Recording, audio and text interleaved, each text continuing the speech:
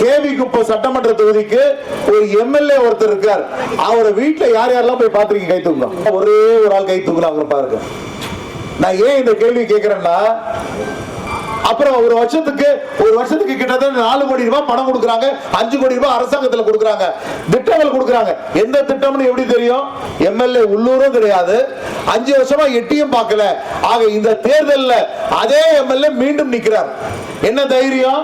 நாம நின்னா மக்கள் எல்லாம் ஒரு வாட்டி ஏமாந்தாங்க, மீண்டும் ஏமாற்றி விட்டு அதே எம்எல்ஏ உங்ககிட்ட ரெட்டலை சின்னத்துல ஓட்டு கேட்டு வரார். நான் கேட்கிறேன், எம்எல்ஏ வீடே எங்கன்னு தெரியல, நாளைக்கு வருவாரு, ஓட்டு கேட்பாரு, ஓட்டு கேட்டோட மீண்டும் போயிடுவாரு. இது என்ன லாட்ஜா சத்திரமா வந்துட்டு போறதுக்கு?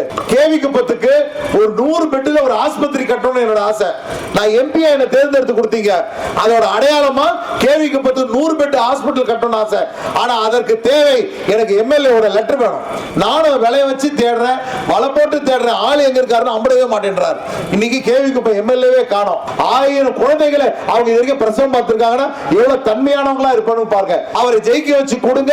இங்க சொல்லி இருக்கக்கூடிய அத்தனை பட்டியலுமே 3 மாசத்துல இந்த வேலம்பட்டுக்கு தேவையானதை நான் செய்து கொடுக்கிறேன்.